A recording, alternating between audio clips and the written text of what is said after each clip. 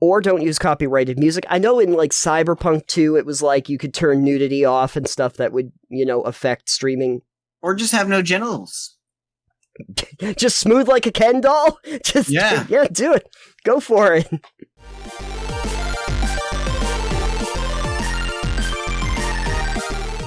Next up on the show, we have a Games You Didn't Think We'd Play.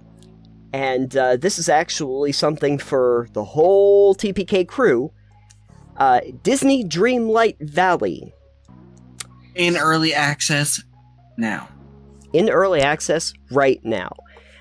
In summary, Disney Dreamlight Valley is basically like your cozy game, your farming life sim, but obviously with Disney characters and Disney worlds and all of that good stuff.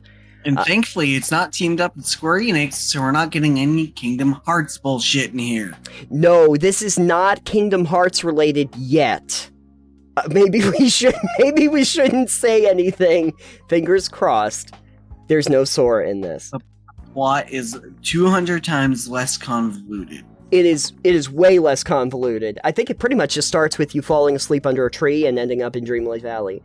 And then them saying the forgetting is happening, and can you do something about it? And giving some little hints here and there at the beginning that are like, oh, this is easy to guess.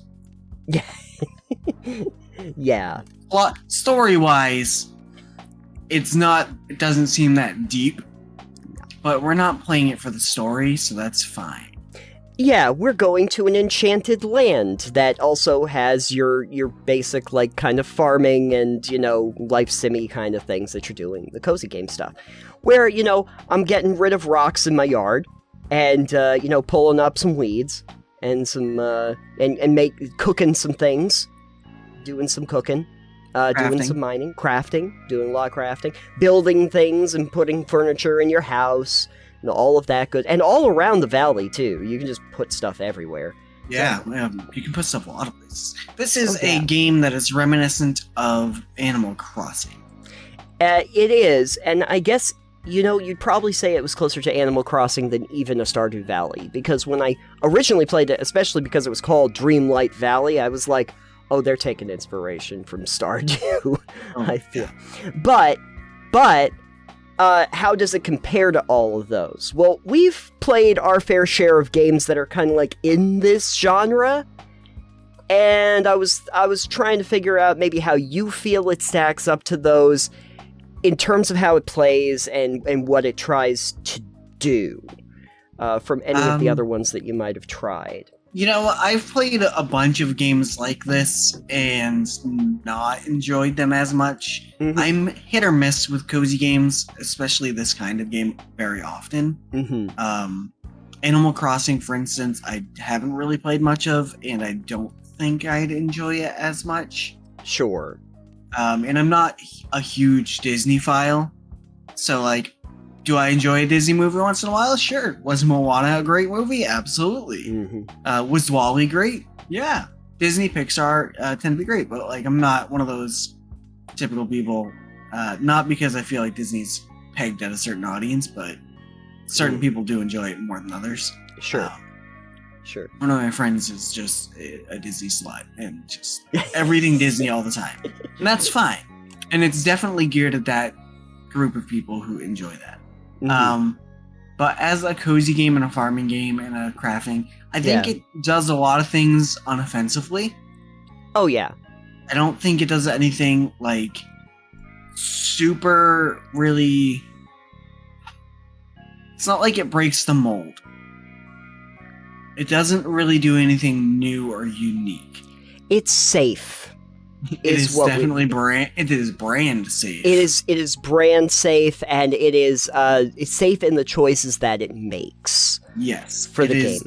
Definitely made for all audiences, I believe. Yeah, but it's definitely safe. I would say that kind of works to its credit and its detriment, because on the one hand, it's going to be very comfort foody for gaming. It's the kind of thing that you pick up and play and you're like, oh, I know what I'm getting, and you feel very satisfied with the basic idea of it. But it also means that it's hard to tell you that it does anything particularly interesting that you would get anywhere else, like that you wouldn't get in any other kind of thing. So I've played my fair share of games like this. I was talking a little bit about Spiritfarer, but I've played farming games. I've played... Yes, I've played a lot of farming games. Yes, you played the farming simulator. But also, we both played a little bit of 100 Days, which is also... Yep, I did play that entire storyline through. It's not a long one. It wasn't. And it's not a very interesting one, but it's there. No. But anyway, but the concept was interesting. Yes, the game was good, and for a free game, I got my money's worth. Yeah, I got my money's worth for that one. No, definitely, it's an interesting one if you happen to have it. But the one that I'm most familiar with and the one that I liked the most was, of course, Stardew Valley. So I was going to be comparing this to that, and it's hard to do so because the elements are the same in a lot of ways. You know, I have this house, and now I have to clean it up and clean up the yard and all of that stuff. In a lot of ways, Dreamlight, they're both valleys. It's uncanny. That's a whole other valley. But Dreamlight simplifies this to a degree that is both... that I'm, in one hand, very happy about, just because there's a lot of bullshit you don't have to do. But on the other hand, also simplifies it to the point where it doesn't really feel like I'm accomplishing anything really, like, important. Like, for instance, when I go and plant stuff, it's like, okay, you can just dig up the earth, and you can plant these seeds, and then water them. And you water them the once, and you come back about 5 minutes later, and it's all grown, and you just pick it. In a Stardew Valley, what you would do is you'd plant your turnip, and you'd water it every day for like 4 days or something like that. And then after that time, you'd pick it up, and then you could sell it, and hopefully you could buy some more seeds. There was like a time frame. You had to do it over a period of time. You had to manage it every day. You had to like get better at it. And in Dreamlight, they just kind of go, "Nah, just do it the once. It's fine." And then you just pick it up. I have noticed for some of the plants that have longer time, because they do have like, I think tomatoes take like 25 minutes to grow. Okay. And sometimes you'll have to go out and water them a second time. But here's the neat thing, is that you don't have to refill your watering can. It's the endless magical watering can. Yes, everything is magical. Everything is magical. If you were talking about a Stardew, I gotta go to a water source, I gotta fill up the can if it gets too low, and, you know, you gotta be mindful of those things. It does ask more of you, as did, you know, the other games that it was originally based on, and probably the ones that will come after it. Dreamlight simplifies that. You don't have to think about the item storage of all of it as much either, because they are just on a scroll wheel. They're just on an item select wheel. I enjoy that. On item storage, one thing I don't like, which is an issue with any of those games, is how large stacks of items can be. 50 I know in this one. Inventory management is a thing in these games, but I always feel like they should be up to 100. Yeah. Or you need to find a way, like, storage in it, you can make chests fairly easily, and I'm going to make a ton of chests. I have one on the beach, one in front of my house, another two across from that, where I'm putting flowers, food, materials, and then the one on the beach is just for the food I'm growing on the beach, for instance. Oh, sure. So I'm making it so it's all nearby. But the thing I do like is that crafting, for instance, and making food, you don't have to have the items on your person. Right, you can grab everything from the chest, so you can just put everything in the chest, and it will take it from there. You do need the items on you if you're going to give items to someone. Which makes sense, but I love that it's like, yeah, you've got these in a chest, we're just going to pull items from storage, and I'm like, yes, thank you, this is a quality of life thing, that is great, but then I'm like, but also, I would like to be able to carry more than 50 of these, or I should be able to store more than 50 in my chest. So, like, if you have a item limit on your person, where you can only hold, like, 50 things of wheat in a stack, and it makes a new stack, that's acceptable. but I would like the storage chest to be able to hold more in a stack. Right. I would actually say that even when it's on your person, the stack should have been 99, and the only reason I say that is because it will let you buy from stores 99 items. And it's kind of like, guys, come on, realistically, you can let me buy 99, but it's going to take up 2 spots in my storage. That doesn't really make a ton of sense. I did like the ideas that, like, being able to actually grow. You were saying you were growing stuff on the beach. You can literally pretty much grow it whatever you want, wherever you want, build whatever you want, wherever you want in the valley, not just in your house, not just on your property, which I liked. That's kind of a neat idea because you're building out the whole village and you're putting down these different characters' houses and laying out the whole village. Neat stuff there. In the making things really simple, they do a different kind of mini game for fishing. Which we talked about on a different episode. Yeah, so we'll talk about how this fishing measures up, which is basically like you have button prompts where you have to push the button at a certain time, almost like a rhythm game. It's just the timing. It's just the timing, yeah. It's button prompts, your quick time event, essentially. It's very simple, but it's not the same thing every time, Right. It's essentially the same thing, but the timing might be slightly different. So you can't just be like, oh yes, count it and press it. You've got to watch it, so. Right. Also, based on another thing that we talked about, is the sleeping thing, is that you don't really do it at all. You don't fall asleep at any time. Energy is just you either eat something to recharge your spirit energy or whatever you have, or you just go to your house and you replenish it automatically. So that whole thing about falling asleep at 2 a.m. is a completely non-starter. Which we also talked about. Yes, we did. And so I think I'm good with that. I'm good with that as a change. I was good with having the 3-dimensional landscape instead of the overhead 2. It does get trapped a little sometimes, like it does this. Sometimes when it wants to do like a cinematic camera or something, all of a sudden it's way out there. Basic technical issues. I would like to say, as a note, as we're talking about this, I looked on Steam and there was an update today. So. Oh, okay. We'll see. I'm not gonna read all the patch notes to you, but I did scan it really quickly, and the second thing there is a bug with the quest I was mentioning to you before we were recording. Oh yeah. And now that quest should be fixed, so I will no longer be soft locked on that. For Wally. Yeah, for Wally. For Wally. Excellent. I will not be Wallied out of Wally's quest. Excellent. They do. At least at the start, they do kind of shoehorn you in a little bit for the landscape. I noticed that there were a lot of places where the forgetting, basically the big, dark, oozy stuff, had locked off different parts of the world. So you have the meadow, but then there's all those other interesting places you can...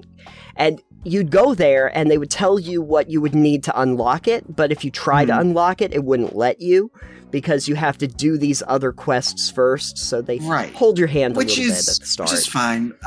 Craeve, on the other hand, did decide to unlock the plateau, the Elven Graveyard, I think, first. Oh, okay. For the areas that you can do to see if she could. Yes. And you can't.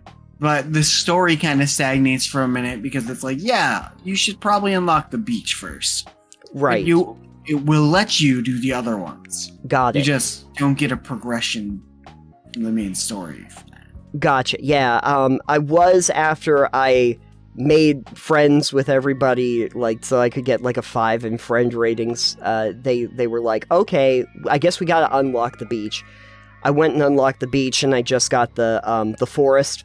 I unlocked the forest as well, of trust, or whatever they're calling it. Forest of Valor. Valor. That's right, the Forest of Valor, which is Glade of Trust. It's the Glade of Trust. Yeah, I have not gotten to that yet. Aladdin should be there. Do you trust me?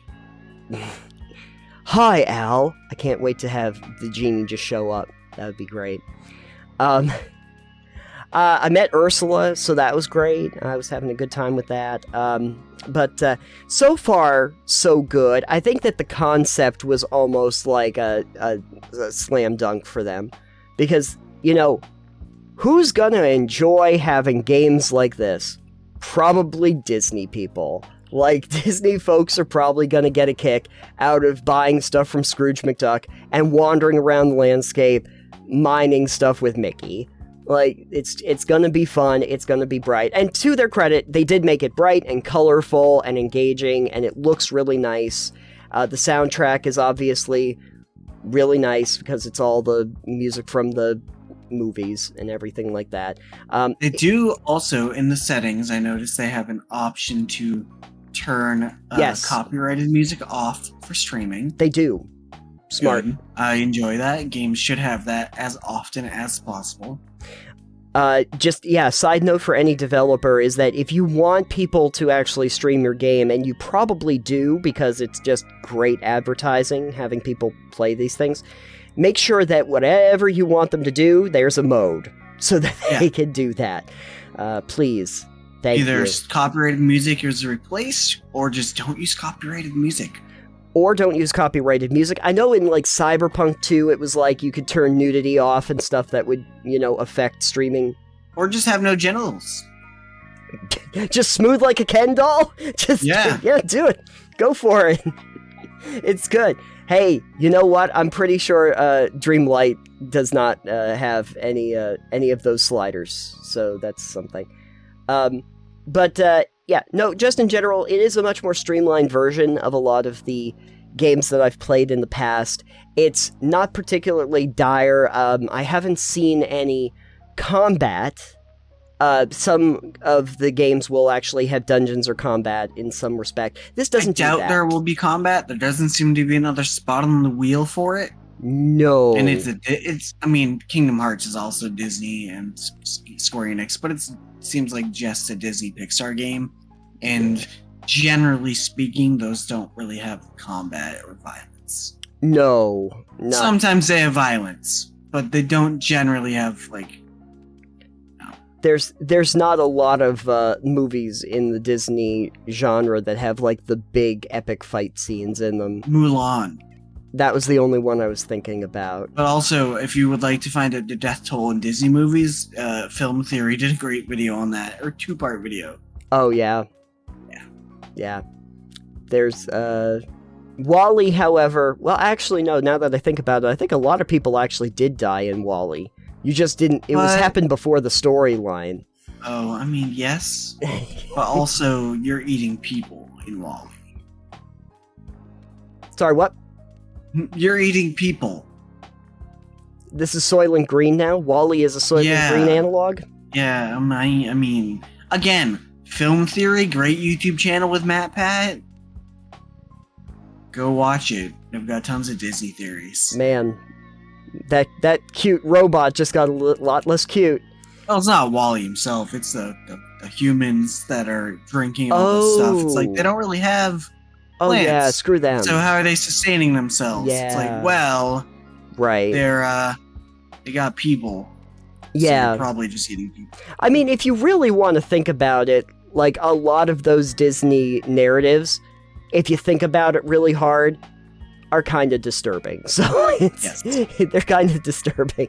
Sorry to tell you folks. But Elsa can just freeze people, and then they just come back. I don't know about that. It's fine. She went off into the woods and started, like, trying to freeze the world. That's, a choice. Anywho, general impressions, liking it, not liking it, what do you think? I am liking it. I'm glad that there's a patch that I'm gonna have to read the notes on after we're done recording. I like that it's not, again, when we went over the energy stuff and having it force you to sleep, I'm glad it doesn't do that. It just lets me play, and I can get in. I don't have to do any quests. I can just grab someone and go farm materials and make money if I want to.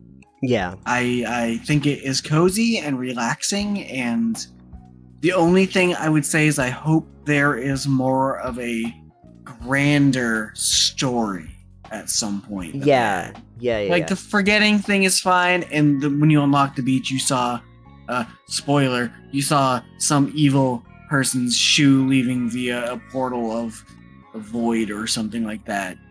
Right. So, like, there's something there. Another spoiler is it's It's you. Okay. You're the reason the forgetting happens. Pretty sure we've all figured that out at least the first 10 minutes of the game in. So I hope there is some other large plot there. I know it is a cozy game and it is just kind of a relaxing game, but it would be cool if there was some bigger narrative story or goal or plot than just Disney Pixar items and stuff. That's true. Which is, again, it's fine. It would just be cool. Yeah, it would.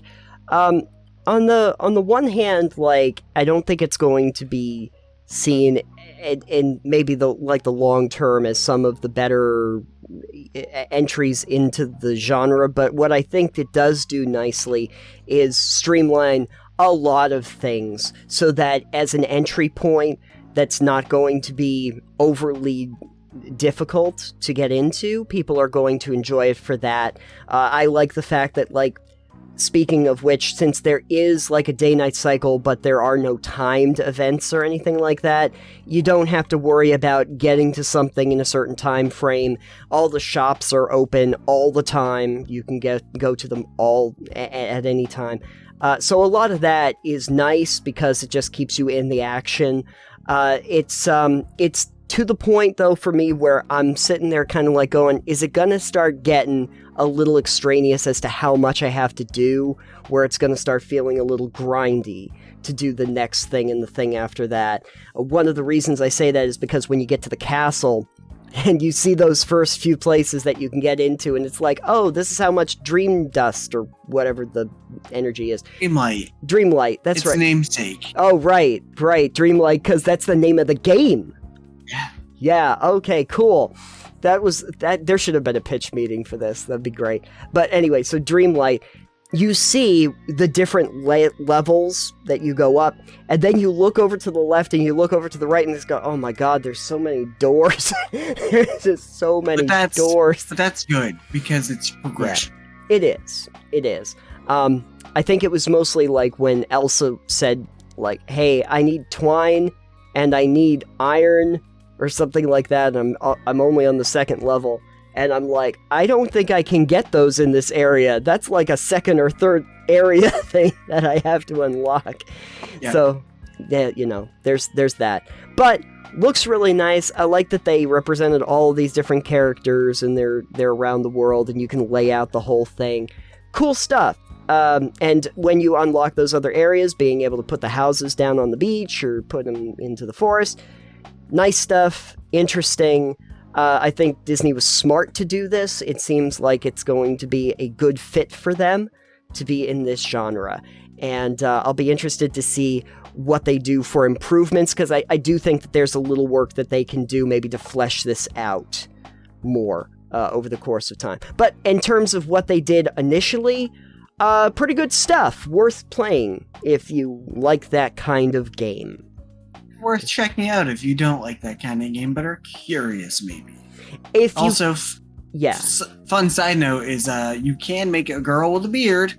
Yes. Or a guy wearing a dress if you'd like. It is, would you call that inclusive, or just it doesn't make you pick a gender? You can do whatever the fuck you want. It basically says that this is a body frame you can have, and this is a body frame that you can have. Or actually, they go through a lot of different body types that you can choose from, and then make your character from scratch. And then if you get a clothing item, you can just wear the clothing item. Right. That's something I liked about New World, too. I could make a character be either body frame, and they could have whatever for hair, and facial hair or no facial hair if you wanted to. It didn't really matter. Yeah. The funny thing I remember is that when I played Sunset Overdrive, which was that one game that Insomniac did that was insane before they did Spider-Man, but there's that whole thing at the beginning where if you're playing male, you can have the beard and everything, and if you're female, you don't.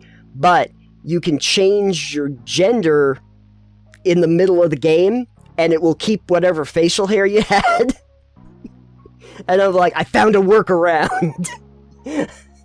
So the back end of the game, I had a girl that had a beard. And I'm like, haha. And it's the same in the cutscenes, too. I figured out your puzzle, Insomniac. But no, in Dreamlight Valley, they don't care. And it's like, that's probably good. Do it. So anyway, if you've played it, please let us know. If you have some other recommendations for cozy games, because I do enjoy them myself, please let me know as well. I would be interested to know what you liked and why.